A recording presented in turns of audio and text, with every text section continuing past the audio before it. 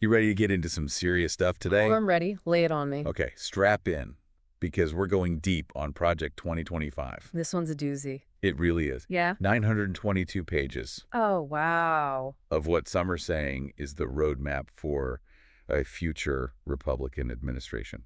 And it's causing quite a stir, especially with 2024 right around the corner. Yeah, it's really fascinating, the sheer scope of this document. It's not just about, kind of like tinkering around the edges of existing policies. It's like a total overhaul of the American government. Like ripping it up and starting over. Yeah. Almost. And it's all there. In this YouTube video, by the way, from Sky News, Project 2025 explained U.S. election 2024. So you can check that out if you want to see the source material. Definitely worth a watch. Yeah. So the masterminds behind this whole thing are, as you mentioned, the Heritage Foundation. All right. So for our listeners who might not be familiar with them, can you give us a little background? Like, who are these folks and why should we care about their grand plan? So the Heritage Foundation, they've been around since the 70s. They're basically a conservative think tank. But they're not just like brainstorming ideas in a vacuum. Their whole mission is to like actively reshape America. They want to turn it into what they see as like a truly conservative Christian nation. So they have a very specific agenda. Oh, yeah. And they have a track record, too. Back in 1981, they came out with this playbook called Mandate for Leadership. And guess what? The Reagan administration basically adopted a huge chunk of it. Like they claimed something like 60% of it was implemented. So they're not just theorists. They're actually getting stuff done. Exactly. They know how to play the game, which makes this Project 2025 even more, well, let's just say intriguing. So what's the big idea here? What are they actually trying to accomplish with Project 2025? It all boils down to this core belief that the Constitution doesn't just guarantee you the freedom to do whatever you want, but the freedom to do what you ought to do, according to their understanding of God's law. Okay, so a very specific interpretation of the Constitution. Yes. It's all about molding America into a very particular image. And to do that, they've laid out these 4 key pillars. Okay, well, let's hear them. All right, so we've got a pretty radical policy agenda. We've got this whole database of personnel. There's a Presidential Administration Academy and a 180-day playbook to make it all happen fast. Okay, break that down for us, starting with the policy agenda. What kind of changes are we talking about here? What do they want to actually do? Okay, well, this is where things get pretty intense and maybe even a little alarming, depending on your perspective. So we're talking about things like potentially criminalizing pornography, Wow, okay. dismantling entire government departments like the Department of Education, Homeland Security, even the FBI. Oh, they want to get rid of the FBI, like completely dismantle it. It's definitely a bold move. And that's not all. They're also talking about rejecting abortion as health care, rolling back LGBTQ plus rights, ending climate protections, mass deportation of immigrants. Wow. Yeah. And there's even some talk about potentially using the military to suppress protests. This is like reshaping the entire American landscape. Okay, that's a lot to digest. I mean, even if they manage to get a president who's sympathetic to all this into office, how on earth do they plan to pull all of this off? You can't just snap your fingers and transform the entire government overnight. Right. That's where those other 3 pillars come into play. This personnel database, for example, people are calling it the conservative LinkedIn. Conservative LinkedIn. Okay. I'm intrigued, but also a little terrified. Yeah, well, it's basically this massive pool of candidates, all pre-vetted, ideologically aligned. They're ready to step in and fill any key government position that opens up. And we're not just talking about cabinet members here. Like across the entire government. All levels, potentially thousands of positions. But no more career civil servants, just this army of political appointees. That seems to be the idea. And to make sure these appointees are ready to hit the ground running, they've got this thing called the Presidential Administration Academy.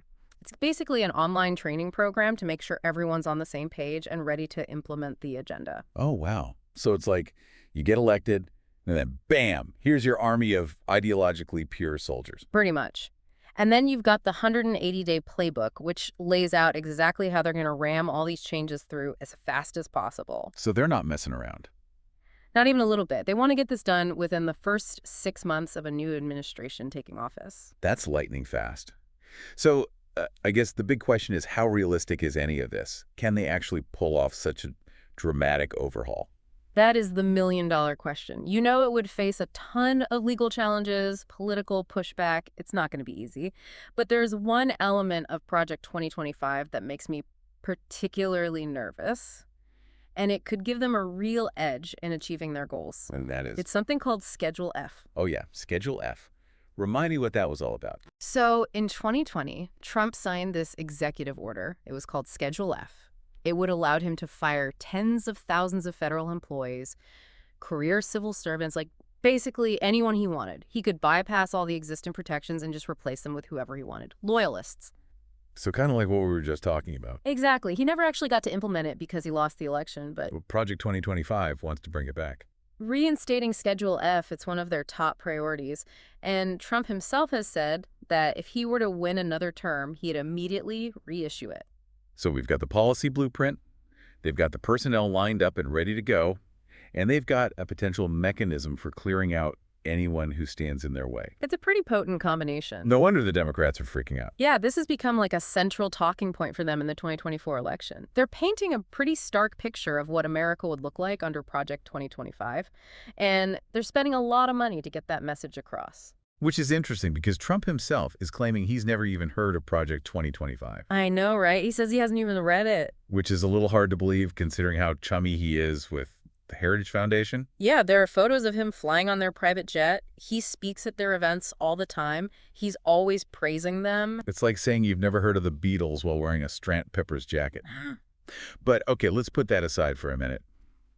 Even if Trump is being, shall we say, disingenuous, there's still a pretty clear overlap between Project 2025 and his own stated agenda for a second term. Agenda 47. Agenda 47, right? And the overlap is pretty striking. I mean, for example, they both call for dismantling the Department of Education. Yeah, that's a big one. And the president of the Heritage Foundation has even come out and publicly praised the alignment between the two. Okay, so whether Trump is directly involved or not, Project 2025 clearly represents a significant chunk of the Republican Party. Definitely. And it's a chunk that has a very clear vision for the future of America. A vision that's causing a lot of people to raise an eyebrow, to say the least. There's a lot more to unpack here, especially when it comes to the potential consequences of such a radical shift in power. Yeah, this is just the tip of the iceberg. Well, this is a deep dive after all. Yeah. We've got time. Let's keep digging. Let's do it. So we've laid out, I think, a pretty good overview of Project 2025, this ambitious plan, this plan to remake the U.S. government. But I think it's important to kind of zoom out a little bit and try to understand what it all means, right? Like, what would the actual impact of this be? Not just in terms of, like, policies and stuff, but on how the government works, who has power, how that power is used. Yeah, and it's important to remember, too, this isn't just about specific policies, right? It's a fundamental shift in how they view the role of government. They're talking about dismantling what they call the deep state, which is basically, career civil servants, the people who've been working in government for a long time. This so-called deep state. Right, because they believe these folks are like inherently opposed to their conservative values. They're the enemy. They're the swamp that needs to be drained. So it's a battle for the soul of the bureaucracy. Like, they want to replace experience and expertise, all that institutional knowledge, with ideological purity. Exactly. And that raises some serious questions, doesn't it? Like, what happens to scientific research, for example, if the people in charge of funding it, overseeing it, are chosen based on their political beliefs rather than their actual scientific credentials? So you're saying potentially putting ideology ahead of evidence, that could have some pretty massive consequences. Huge ripple effects. And we could see it in all sorts of areas, right? From healthcare to environmental protection, national security. I mean, imagine a world where climate change is just denied, or where environmental regulations are gutted because the people in charge don't believe it's a real threat. Okay. Or where access to reproductive health care is severely restricted based on a particular religious viewpoint. Okay. I think we're starting to see how this could get real for people, but let's try to zoom in a little more. Let's get specific. For someone who maybe isn't super interested in the ins and outs of government bureaucracy, why should they care about Project 2025? How could this actually impact their lives? Well, think about the services you rely on every day, the roads you drive on, the schools your kids go to, the air you breathe, the water you drink. All of that stuff is impacted by government policy. And the people making those policies are the people who would be appointed under Project 2025. So it's not some abstract thing. Yeah, suddenly feels a lot more real, doesn't it? We're not just talking about like a theoretical power struggle in Washington. We're talking about decisions that could affect your health, your safety, your kids' education, your economic well-being. Exactly. And it's important to understand, too, these consequences. They'd likely be felt most strongly by the most vulnerable members of society, minorities, immigrants, low-income families, people who rely on government programs. Yeah. These are the folks who often bear the brunt of policy changes, especially when those changes are driven by ideology rather than, evidence or data. Okay. So we've got this potential massive power shift, a radical policy agenda, and a plan to basically replace career professionals with political loyalists. I'm not going to lie, it's starting to feel a little dystopian to me. Is there any pushback on this? Like within the Republican Party itself, are there any voices of dissent? Oh, for sure. There are definitely Republicans who are uneasy about some of the more extreme elements of Project 2025. Some are worried that it's just too radical, Right. too divisive, that it could backfire both politically and in terms of actually governing effectively. Some are also concerned about what it means for democracy, right? If one party is able to basically seize control of the entire government apparatus, what are the checks and balances there? So there's internal dissent, but it's hard to say how much influence they actually have. What about the media? How are they covering all of this? Right. Are we getting a balanced perspective? It's interesting, right? The media landscape is so fractured now. It's almost like two completely different realities.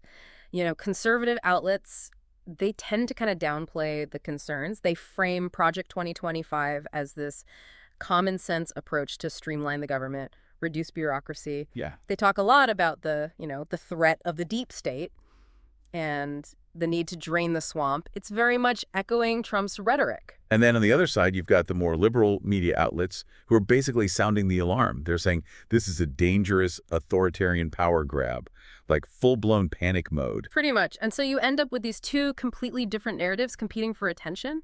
Right. And it makes it really hard for people to sort through all the noise and figure out what to believe. Yeah, that's one of the reasons we do these deep dives. Right. To try to cut through the noise, have these conversations, understand the nuances of these complex issues, and hopefully encourage some critical thinking. I think that's so important. The more we talk about this stuff openly and honestly, the less power it has to operate in the shadows. And it's not just about talking, though, is it? It's about actually doing something, right? Exactly. It's about engagement. It's about constructive dialogue, listening to different perspectives, trying to understand where people are coming from, even when you disagree with them. And it's about taking action, voting, contacting your elected officials, supporting organizations that align with your values. So active citizenship, not just sitting back and watching it all happen. Exactly. Take ownership of our democracy. Don't take it for granted. So we've talked about the impact on the government, on policy, on people's everyday lives. But what about the bigger picture? Like, what does this all say about the state of American democracy right now? That's the question, isn't it? The one that keeps me up at night. If we have one party that's actively trying to dismantle the institutions that are supposed to ensure a peaceful transfer of power, a balance of authority, what does that mean for the future of the country? It's a pretty scary thought. Are there any historical parallels here? Like, have we seen this kind of thing happen before? Can history give us any clues about what might happen if Project 2025 becomes reality? Well, there are certainly plenty of examples throughout history, right, of countries that have slid into authoritarianism, where one party or one faction consolidates power and erodes democratic norms. But it's important to remember that history doesn't repeat itself exactly. It rhymes, maybe, but it's not a perfect blueprint. So we can learn from it, but we can't predict the future. Right, which is what makes this moment so crucial. I really believe that. We're at a crossroads. The choices we make now, they have the potential to have a profound impact on generations to come. Okay, so just to recap, we've talked about the Heritage Foundation, the 4 pillars of Project 2025, the policy agenda, the personnel database, the Presidential Administration Academy, the 180-day playbook, Schedule F, the potential consequences for democracy, the media coverage, anything we've missed. I think there's one more piece of the puzzle we should touch on, and that's the role of fear. Yeah. Because at its core, I think Project 2025 is fueled by fear. Fear of change, fear of the other, fear of losing power and control. And that fear is being exploited to justify some pretty extreme measures. So it's a tactic. Like they're saying, be afraid and we'll protect you. Exactly. And that's a really dangerous message, right? Because when people are afraid, they're more likely to accept authoritarian solutions. Right. They're more likely to give up their freedoms in exchange for a sense of security. So how do we combat that? How do we even have these conversations about Project 2025 without getting sucked into that vortex of negativity and fear? That's the challenge, isn't it? We need to find a way to engage with these issues that's both informed and compassionate. We have to be willing to listen to people's concerns, acknowledge their fears, but also challenge them when they're based on misinformation or prejudice. That's a tough balance. Yeah, it's like walking a tightrope. But it's a tightrope we have to walk, right? I think so. Yeah. The stakes are too high to ignore. Okay. Well, we're getting close to the end of our deep dive into Project 2025. You've given us a lot to think about, a lot of it pretty unsettling, to be honest. Oh, But as we wrap up, what's the one thing you want our listeners to take away from this conversation? What's the most important message you want to leave them with? Well, I think it's easy to get caught up in all the doom and gloom, when we talk about something like Project 2025. Yeah, it's pretty heavy stuff. It is. But I think it's important to remember that the American people have a history of, standing up to this kind of thing, to authoritarianism. Right. We've faced challenges to our democracy before, and we've always found a way to come out stronger on the other side. So we shouldn't just throw up our hands and say, well, we're doomed. Exactly. Despair is a luxury we can't afford right now. We need to stay informed, stay engaged, and keep fighting for the values we believe in. This is a blueprint. It's not a done deal. Yeah. The future isn't written yet. We still have a say in how this all plays out. Okay, that is reassuring. But it also kind of makes me wonder, what can people actually do? Like, besides just being aware of it, how can they push back against this kind of agenda? Well, first and foremost, vote.